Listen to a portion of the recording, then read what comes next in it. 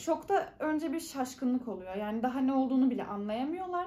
İnkardaysa hayır bu bir rüya işte ya da bu hani doktor yanılıyor olabilir, başka doktora gidelim, bu olamaz, doğru olamaz gibi tepkiler oluyor inkar süreci de. Şimdi bugün annem yanımızda. Onu o günlere götüreceğiz. Belki de çok dönmek istemeyeceği günler ama bugün o güne bir gideceğiz. Annemin, yani biz iki kardeşiz. Benim ablam da görme engelli, ben de görme engelliyim. Önce ablamdan başlayalım. Ne hissettin anne? Ablam doğdu. Daha doğrusu ne zaman görme engelli olduğunu öğrendim. Ben şimdi 19 yaşımda evlendim. 20 yaşımda anne oldum.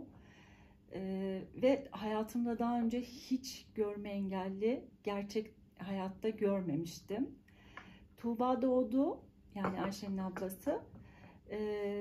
İlk 40 gün işte bir şeyleri fark ediyoruz ama o zaman işte çok da bilinçli değiliz. Ay 40'ı çıkınca daha iyi bakar falan. Yani bakışları farklı mıydı ablamın? Şimdi şöyle, Ayşe, Tuğba'yla aynı zamanda doğan çocuklar vardı, arkadaş çocukları. Diğer çocuklar göz takibi yapıyordu ama Tuğba yapmıyordu. Hani bir de şöyle, benim zor anlamamdaki sebep sizin gözlerinizde herhangi olumsuz ya da farklı bir görüntü yoktu Ayşe. Yani normal, bakınca belli olmuyordu. Aynen öyle. Yeni doğduğumuzda anlaşılmıyordu. Sadece işte diğer çocuklarla karşılaştırınca, yan yana gelince, karşılaştırmak bile aklıma gelmezdi. Yan yana gelince onlar annelerini takip ediyorlar ama Tuğba'da yok. Dolayısıyla Tuğba'yı ilk doktora götürdüğümüzde 2,5 ay falandı yani. Evet, bu çocuğun gözünde bir sorun var ama tabii ki hiç görmeme durumu aklımın ucundan bile geçmezdi. Doktora gittiğimizde de nitekim doktor muayenelerini yaptı ve söylediği şey çocuğunuz 9-10 numara hatta 11 numara gözlük kullanacak ve bunu ömür boyu kullanacak dediğinde ben o gözlük olayına bile günlerce ağladığımı biliyorum. Benim çocuğum nasıl öyle kalın ağır numaralı gözlük kullanacak diye. Daha sonra işte ilerleyen zamanlarda gözlüğün de bir işe yaramadığını öğrendim. Bunu ne kadar süre sonra nasıl öğrendin?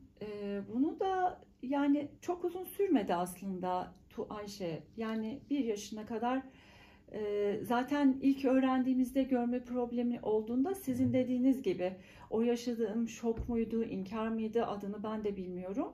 Derin bir üzüntüyle birlikte hani senin her şeyin canın ciğerin dediğin çocuk görmeyle alakalı bir sıkıntı var ve umut ediyorsun ki duyduğum her doktora götürmek istiyorum. Türkiye'nin her bir köşesine nereyi deseler oraya gideceğim gücümün yettiğince ki yaptık da her gittiğimiz doktorda da ne yazık ki bunun tedavisi yok bu şekilde. Ama her defasında her doktora gittiğimde inanılmaz umutlarla gidip dünyamın başına yıkılarak döndüğünü biliyorum. Peki anne, sana ilk söylendiğinde hani bu çocuk işte yani büyük ölçüde görmüyor, tedavisi de yok dendiği anı hatırlıyor musun? Hatırlıyorum, evet. Ne oldu yani onu duyunca ne hissettin?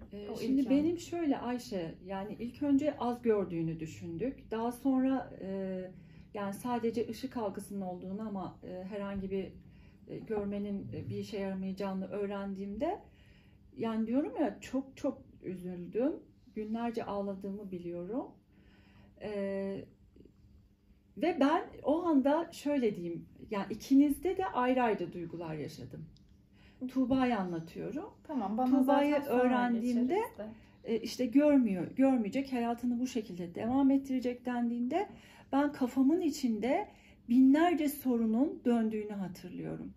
Bu çocuk yemek yiyebilecek mi kendi başına? Bu çocuk okula gidebilecek mi? Kıyafetini işte lavaboya gidebilecek mi?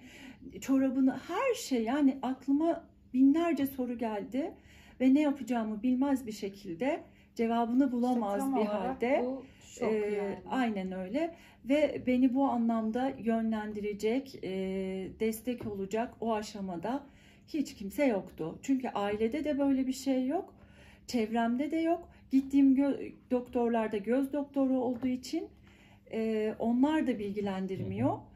Aslında bu süreçte bence bu aileler için gerçekten hani göz doktoru öğrendikten sonra, aileye söyledikten sonra destek alabilecekleri psikologlar, terapiler, yani dünyanın sonu olmadığını söyleyecek o anda. Her türlü desteğin, çocuğunuz bununla da yaşayabilir.